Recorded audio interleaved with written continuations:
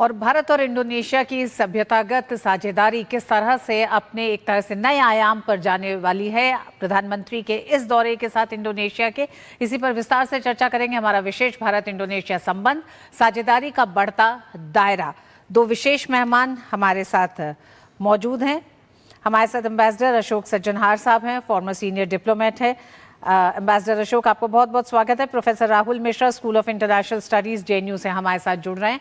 आप दोनों का ही बहुत बहुत स्वागत है। सबसे पहले एम्बेसडर अशोक सज्जनहार जी, आप ही के पास आना चाहेंगे और जानना चाहेंगे कि पिछली यात्राओं में, क्योंकि ये चौथी यात्रा है प्रधानमंत्री नरेंद्र मोदी की इंडोनेशिया की, और 2018 के बाद अब प्रधानमंत्री पहुंच रहे हैं।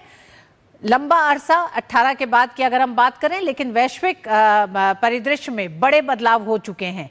किस तरह से भारत अपने इस सभ्यतागत साझेदार के साथ नए आयाम तय करेगा और इस यात्रा को आप पिछली यात्राओं से कितना अलग देख रहे हैं? जी, बहुत धन्यवाद मुझे आमंत्रित करने के लिए। आपने बिल्कुल ठीक कहा, ये चौथी यात्रा है और 2018 के बाद, क्योंकि उस समय हम दोनों देशों के बीच में जब प्रधानमंत्री मोदी गए थे इंडोनेशिया, तो तब ये कॉम्प्रिहेंसिव स्ट्रेटेजिक पार्टनरशिप, हमारी जो एग्रीमेंट है, इसको अपग्रेड किया गया था। 2022 और 2023 की जो यात्राएं हैं, 2022 में वो G20 के समिट के लिए गए थे वहां पर, क्योंकि तब मेजबान था इंडोनेशिया, और 2023 में आसियान इंडिया समिट के लिए। याद होगा जो 2023 में हमारे यहाँ G20 समिट हुआ था, परंतु प्रधानमंत्री मोदी वहां पर चंद घंटों के लिए गए थे, जिससे कि वो इस मीटिंग में सम्मिलित हो सके, इस शिखर सम्मेलन में सम्मिलित हो सकें। तो इससे मालूम चलेगा जो दोनों देशों में और दोनों उस समय के नेताओं में भी कितना ज्यादा गूढ़ रिलेशन है, उनका रिश्ता है। अब जो आपने बताया है, जो प्रधानमंत्री मोदी गए अपनी चौथी यात्रा में, तो पूरे विश्व में बहुत बदलाव हो रहा है। और अपने क्षेत्र में हम अगर देखें, हिंद प्रशांत महासागर के क्षेत्र में देखें, तो बहुत बदलाव हो रहा है। क्योंकि सबसे पहले मैं बताऊंगा, जो यहाँ पर क्वाड इस्टेब्लिश किया गया था, इसको एशिया पैसिफिक की जगह इंडो पैसिफिक का नाम दिया गया था। परंतु हम देख रहे हैं जो एक इसमें जो बहुत ही महत्वपूर्ण किरदार है अमेरिका, उसका थोड़ा सा इसमें रुचि कम होती दिखाई दे रही है। क्योंकि क्वाड समिट जो होना चाहिए था 2024 में, 2025 में, वो नहीं हुआ, और 2026 में अभी तक कुछ नहीं मालूम है जो होगा या कहाँ होगा, कैसे होगा।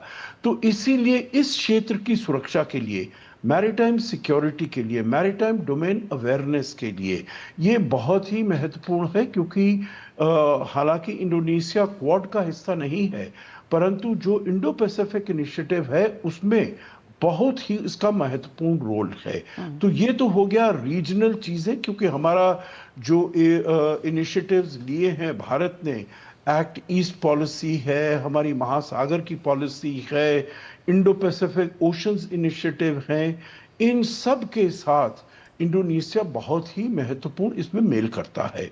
दूसरी बात मैं कहूंगा, जो अगर ट्रेड इन्वेस्टमेंट को देखा जाए, आपने बिल्कुल ठीक कहा। देखिए, रामायण महाभारत यहाँ पर जो उन्होंने आज नृत्य भी पेश किया प्रधानमंत्री मोदी के सामने, वो भी रामायण से लिया हुआ था और वो भी शिव स्तुति से लिया हुआ था। तो मतलब हमारे जो कल्चरल सांस्कृतिक संबंध हैं बहुत पुराने हैं, बहुत गहरे हैं, बहुत दृढ़ हैं, परंतु वो ट्रांसलेट नहीं हो पाए हैं। हमारे जो ट्रेड और इकोनॉमिक पार्टनरशिप है, उसको कैसे आगे लेकर जाया जाए। जब पिछली बारी राष्ट्रपति सुबियांतो भारत गए थे, तो तब हमने कहा था जो लोकल करेंसी में अपना ट्रेड का सेटलमेंट करेंगे, वो होना शुरू हो गया है।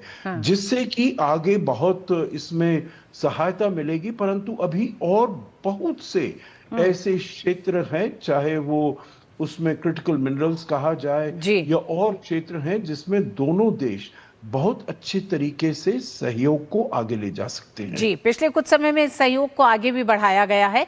लेकिन आप ही की बात को आगे बढ़ाते हुए प्रोफेसर राहुल, आपका रुख करेंगे।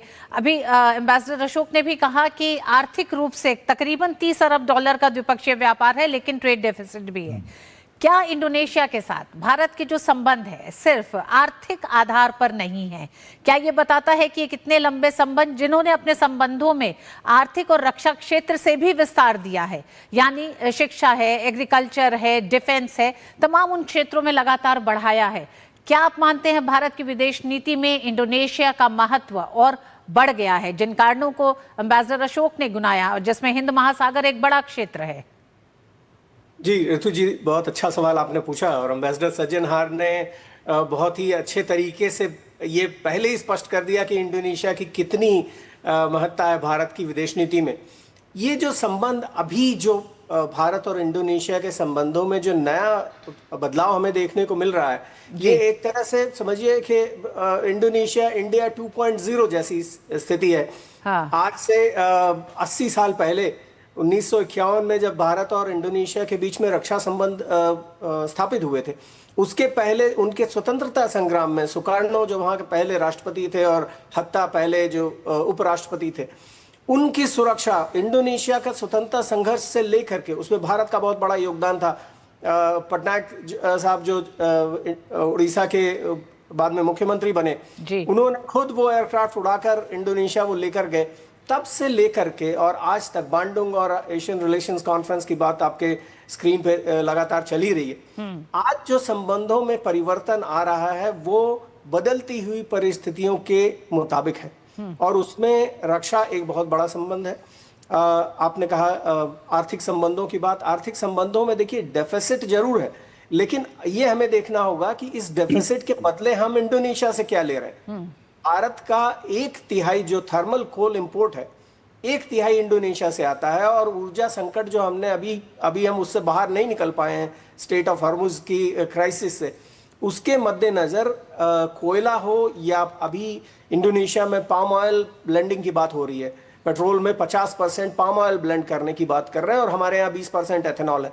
तो क्या हम ऐसी तकनीक ले सकते हैं कि नवीनीकृत ऊर्जा और नॉन रिन्यूएबल एनर्जी दोनों में सहयोग बढ़ सकता है? जी। मिनरल्स की जहां तक बात है, निकल का सबसे बड़ा प्रोड्यूसर इंडोनेशिया है और आज हमारे इलेक्ट्रॉनिक जो व्हीकल्स हैं उनको चलाने में सबसे जरूरी चीज निकल है। फिलीपींस ने मना कर दिया, वो कहते हैं कि हमारे यहाँ से आप सीधा प्रोसेस्ड मटेरियल खरीदिए, हम आपको रॉ मटेरियल नहीं भेजेंगे। इंडोनेशिया उसके लिए तैयार है। तो ये एक बहुत बड़ी चीज है जिसमें भारत और इंडोनेशिया के आपसी जो व्यापारिक संबंध है उसमें बहुत सारी सिनर्जी है और बहुत सारा पोटेंशियल। इंडो पैसिफिक क्षेत्र के लिए भी इंडोनेशिया की इंपॉर्टेंस भारत के लिए बहुत बढ़ गई है, क्योंकि जैसा कि एम्बेसडर सज्जनहार ने कहा कि हम अमेरिका पर अब भरोसा करना नहीं चाहते हैं, क्योंकि अमेरिका की नीतियां बहुत ही फ्लिपेंट हो गई हैं, वो बहुत ही अपने ऊपर केंद्रित हो चुकी हैं। ते में इंडोनेशिया एक ऐसा देश है, अभी जब से इंडो पैसिफिक का कॉन्सेप्ट आया, इंडोनेशिया ने इंडो पैसिफिक ट्रीटी एक बड़ा ही नॉर्मेटिव कॉन्सेप्ट लेकर के वो आए कि सभी देश आपस में एक दूसरे पर की सीमाओं पर अतिक्रमण ना करें और शांतिपूर्वक रहें। पंचशील का जो उनका सिद्धांत है उसको माने। दुनिया के बड़े देशों ने उस बात को बहुत अप्रिशिएट नहीं किया, लेकिन भारत ने किया। भारत की जो मुक्त और स्वतंत्र, जो free and open inclusive Indo Pacific की नीति है, उसमें इंडोनेशिया की बहुत बड़ी जगह है, क्योंकि आज उभरते हुए देश महाशक्तियां, भारत जैसी जो उभरती हुई महाशक्ति है और middle powers, Indonesia, Australia, Japan, इनकी बड़ी भूमिका है इंडो पैसिफिक क्षेत्र को शांति, स्थिरता और समृद्धि प्रदान करने में, इंडो पैसिफिक के क्षेत्र में। तो हमारे जो बायलैटरल रिलेशंस है उसमें पोटेंशियल तो बहुत ज्यादा है, काम तो बहुत ज्यादा किया जा सकता है, आर्थिक स्तर पर किया जा सकता है। रक्षा के क्षेत्र में सबांग पोर्ट और निकोबार, जो अभी ग्रेट निकोबार पोर्ट की हम बात कर रहे हैं, इनके बीच में कॉरिडोर बनाने की बात हो रही है। अब दिक्कत यह है कि हमारी जो डोमेस्टिक पॉलिटिक्स है उसमें तमाम दिक्कतें हैं, लोग विदेश नीति को उतना समझ नहीं पाते हैं।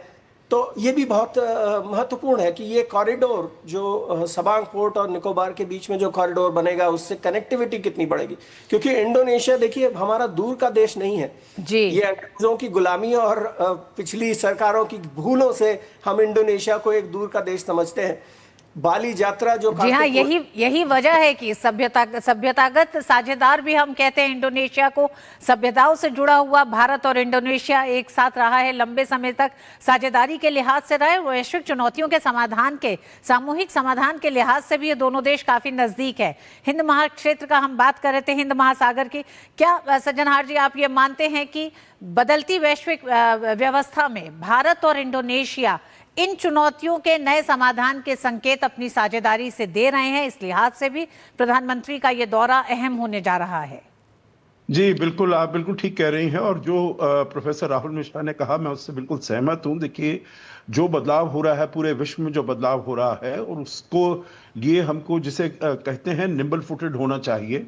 जो हमको जो भी अपने डिसीशंस हैं, जो भी हमको अपने तरीके से आगे ले जाना है, उसको हमको जल्दी ले जाना चाहिए। और मैं समझता हूं, जो हालांकि आसियान का एक मेंबर है इंडोनेशिया, परंतु उसकी अपनी बहुत बड़ी हैसियत है, सबसे बड़ा देश है, सेकंड लार्जेस्ट उसकी इकोनॉमी है आसियान में। तो आसियान के साथ जो हमारा ट्रेड एग्रीमेंट है, उसको भी हमें थोड़ा सा आगे ले जाने में इनके साथ, इंडोनेशिया के साथ काम करना पड़ेगा। संजय जी, जब हम नए क्षेत्रों की बात कर रहे हैं तो उसमें भारत का यूपीआई और डीपीआई को अपनाने की बात इंडोनेशिया कर रहा है। इंडोनेशिया के साथ स्पोर्ट परियोजना पर लगातार बातचीत चल रही है, वो एक नया क्षेत्र है। इसी के साथ रक्षा क्षेत्र में भारत एक बड़ा निर्यातक है, तमाम देशों को इस समय निर्यात कर रहा है। हम जानते हैं वियतनाम जैसे देश को भी ब्रह्मोस मिसाइल का जो एक समझौता हुआ है, इस दिशा में भी रक्षा सौदों के साथ ही रक्षा सौदों और प्रौद्योगिकी के ट्रांसफर को लेकर जिस तरह से भारत और इंडोनेशिया में बातचीत आगे बढ़ सकती है, क्योंकि कल द्विपक्षीय बैठक होगी, समझौते सामने आएंगे, लेकिन ये कुछ क्षेत्र हैं जिन्हें लेकर लगातार चर्चा हो रही है।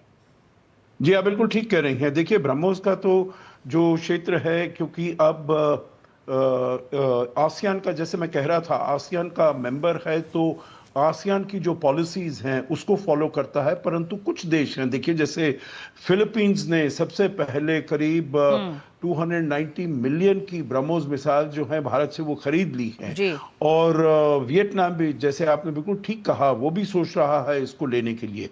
तो मैं समझता हूं, जो इंडोनेशिया अगर अपने आप थोड़ा सा आसियान का तो सदस्य है ही, बहुत महत्वपूर्ण सदस्य है, परंतु उसके साथ अगर बायलैटरल, द्विपक्षीय तरीके से भारत के साथ वो अपने संबंधों को और आगे ले जाता है, चाहे रक्षा के क्षेत्र में, चाहे सुरक्षा के क्षेत्र में, चाहे व्यापार के क्षेत्र में, क्योंकि हमारा, देखिए, आसियान के साथ ट्रेड एग्रीमेंट तो है, परंतु फिर और देश हैं, जैसे थाईलैंड है, और देश हैं जिनके साथ हमने द्विपक्षीय संबंध भी इस्टेब्लिश किए हैं। और ये सब जो आपने नए क्षेत्र गिनाए हैं, जो डिजिटल पब्लिक इंफ्रास्ट्रक्चर, ये बहुत ही महत्वपूर्ण है। और मैं समझता हूं, जो फिनटेक के मामले में और जो ऐसी देन की बातें हैं दोनों देशों के बीच में, जी हाँ बिल्कुल, इंडोनेशिया अपने, सही कह रहे हैं आप एम्बेसडर। प्रोफेसर राहुल, अंत में सिर्फ जिस तरह से इंडोनेशिया भारत के डिजिटल मॉडल से अपना एक इकोसिस्टम बनाना चाहता है, उस लिहाज से भी, यानी इंडोनेशिया और भारत की साझेदारी इस समय वक्त की जरूरत लगती है, क्या इसे कहना सही होगा? जी बिल्कुल, वक्त की जरूरत है, क्योंकि इंडोनेशिया भारत की ही तरह स्ट्रेटेजिक ऑटोनॉमी की भी बात करता है, और अमेरिका और चीन दोनों के साथ उसके संबंध नरम गरम ही हैं, वो किसी के साथ अलायंस में नहीं है। इंडोनेशिया ने भारत से बहुत सारी चीजें सीखी, और हमेशा इंडोनेशिया भारत को एक मॉडल की तरह देखता है, चाहे वो मिड डे मील स्कीम की बात हो, चाहे वो जन औषधि की बात हो। तो तमाम ऐसी स्कीम्स हैं जिसमें इंडोनेशिया ने पहले ही भारत के मॉडल को अपने यहाँ पर इम्प्लीमेंट किया है। इस लिहाज से मुझे लगता है कि डीपीआई की बात जो हो रही है वो काफी उसमें प्रोस्पेक्ट है। दूसरा, आपने बात की लोकल करेंसी में व्यापार करने की। इंडोनेशिया का जो रुपया है उसकी डॉलर के मुकाबले कीमत बहुत कम है। $1 के में 10,000 के करीब इंडोनेशियन रुपया आता है, तो स्थिति उनकी बहुत खराब है। और इस हिसाब से रुपया जो ट्रेड है वो एक वक्त की जरूरत है, क्योंकि आर्थिक मंदी से गुजर रहा है इंडोनेशिया, और राष्ट्रपति प्रभुओं के पास बहुत सारी चुनौतियां हैं। उनसे जूझने में भारत के साथ मुझे लगता है कि सहयोग वक्त की जरूरत उनके लिए, हमारे लिए जहाँ बिल्कुल, तक पीपल टू पीपल और पर्यटन एक ऐसा क्षेत्र है जो दोनों देशों को बड़ा मजबूत करता है, आर्थिकी को मजबूत करता है। उस लिहाज से भी यूपीआई को लेकर एक बड़ा समझौता हो सकता है। प्रधानमंत्री नरेंद्र मोदी की ये यात्रा इंडोनेशिया की कई मायनों में अहम होने जा रही है। जो भविष्य की चुनौतियां हैं, खासकर इंडो पैसिफिक को लेकर, उसके भी बड़े समाधान के संकेत दोनों ही राष्ट्र दे सकते हैं दुनिया को। बहुत बहुत धन्यवाद प्रोफेसर राहुल, आपका भी हमारे